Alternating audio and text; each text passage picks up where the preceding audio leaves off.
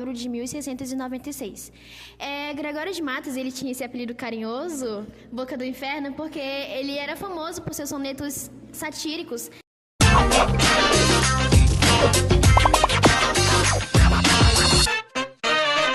Oi galera, tudo bem com vocês? Eu me chamo Rivi Kanima e no episódio de hoje vamos fazer uma viagem ao passado para explorar o movimento barroco, que influenciou na arte, na literatura e também na cultura de muitos países, principalmente no Brasil e na Europa. Oi gente, eu sou a Ana e hoje a gente vai conhecer um pouquinho dos autores do Barroco e também algumas das suas obras mais marcantes. Vamos lá! Eu vou começar falando sobre o Padre Antônio Vieira, que foi um orador filósofo português que foi enviado aqui para o Brasil na missão de catequização dos indígenas. Ele era primogênito de 4 irmãos, nasceu em Lisboa, Portugal. Seu pai era Cristóvão Vieira Ravasco e a sua mãe Maria de Azevedo. Eles vieram para o Brasil em 1614, assim, porque o seu pai estava com emprego de escrivão. Logo que ele veio para o Brasil, ele ingressou no Colégio dos Jesuítas. E lá ele se dedicou a muitos estudos no campo de línguas, teologia, filosofia, retórica e diversos outros temas, outros assuntos, que ele se dedicou estudando no Colégio dos Jesuítas.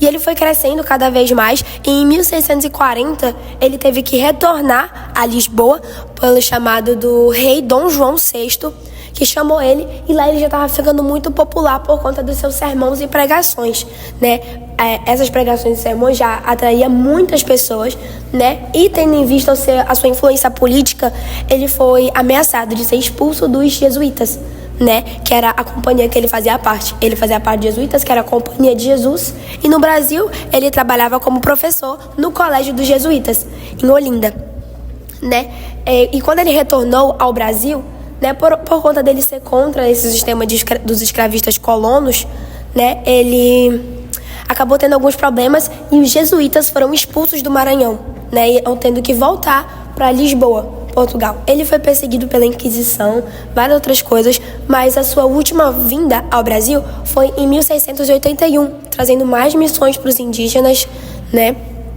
Só que ele morreu aqui mesmo, Ele permaneceu aqui, morreu no Brasil, em Salvador, Bahia.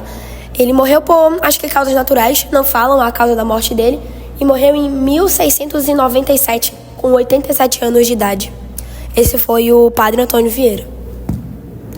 Uma das suas principais obras é o Sermão do Mandato, é uma muito conhecida, e também uma das suas principais obras é o Sermão do Mandato, E como outras obras também, ele tem o Sermão das Boas Armas de Portugal contra a Holanda,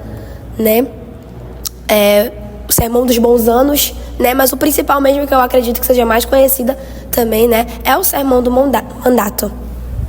Então, galera, agora eu vou falar sobre o Gregório de Matos, ou melhor, ou talvez até pior, conhecido também como Boca do Inferno, que ele nasceu em 20 de dezembro de 1636 e morreu, se não me engano, aos 59 anos, dia 20 de novembro de 1696.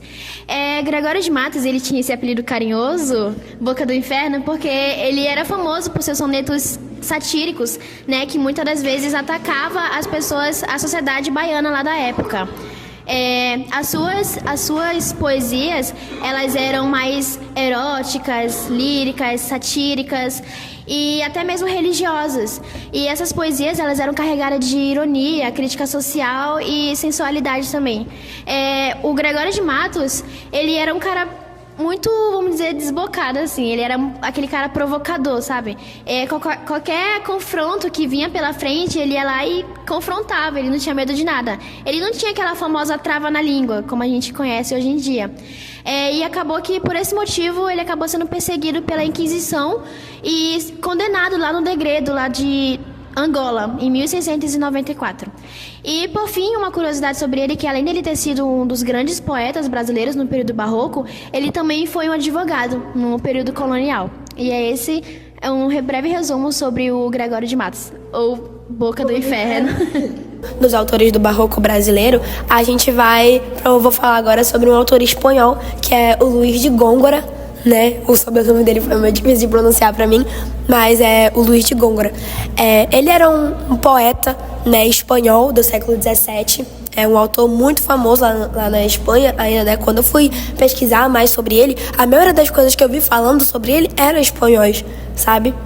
Tipo de pessoas falando, né, sobre como ele foi, sobre literatura sobre ele. E ele foi, como eu falei, um poeta espanhol. Nasceu no dia 11 de julho de 1561 e ele nasceu na Espanha, né, em uma cidade que é um nome muito difícil, acho que é Córvada, não sei, mas vai estar aí na legenda para vocês. E seu pai era Francisco de Argote e sua mãe Leonina de Argote. Seu pai era jurista, né? E logo aos 15 anos de idade, o Luiz, ele foi para a faculdade, para a universidade, e ele começou a cursar nesses campos assim de juristas, como seu pai, e também filosóficos. Só que ele não seguiu por esse caminho. Ele foi mais pelos cargos eclesiásticos, assim, sabe? E as pessoas falam, né, que a maioria das obras dele, a principal característica assim, mais marcante é que ele tinha uma linguagem muito complexa, muito difícil, né? Como eu falei, ele era do século XVII. Até nesse século já era difícil para entender o que ele falava nas obras dele, porque era muito marcado por metáforas, imagens, né? E até se a gente for parar para ler hoje em dia, a gente tem que ter muita atenção para de fato entender, né? A sua principal obra é Solenidades, né? E como eu disse para vocês, é muito complicado de entender. É uma linguagem assim, sabe, que pode aparentar ser alguma coisa, mas na verdade não é. Ou seja, tem que ter muita atenção para entender. E esse foi o Luís de Góngora, né? Ele faleceu na cidade natal dele, né, por conta de uma doença que afetou muito a memória dele, né? E foi em 1626 que ele faleceu. Agora eu vou falar sobre outro autor espanhol, como a Ana Sofia falou. E esse autor que eu vou falar agora é o Francisco de Quevedo. Ele nasceu dia 14 de setembro, em 1580, lá em Madrid. Ele também foi um dos mais importantes poetas brasileiros na década de 17, a mesma década que o autor que a Ana Sofia falou. Ele era conhecido pelo seu humor ácido. Ele criticava os valores da sociedade através das sátiras. E uma das habilidades dele, na verdade uma habilidade que ele tinha, era de combinar temas profundos com crítica social. Temas profundos que eu digo era amor, religião, política e até mesmo filosofia. Por fim, uma das suas obras principais foi a La Vida del Buscón, que é uma frase bem bonita, né? É espanhol. E ela foi uma sátira que ele fez para a sociedade daquela época. Então foi esse um breve resumo sobre o Francisco Quevedo, que foi um dos maiores poetas espanhol do século XVII. Nossa, eu acho interessante porque os dois foram do século XVII, sabe? E foram grandes poetas também, espanhóis. Isso, encerramos o nosso episódio de hoje sobre os autores e grandes obras que eles fizeram pelo século XVII. O barroco é um movimento complexo, mas rico em espiritualidade e arte. A gente se vê no próximo episódio. Tchau!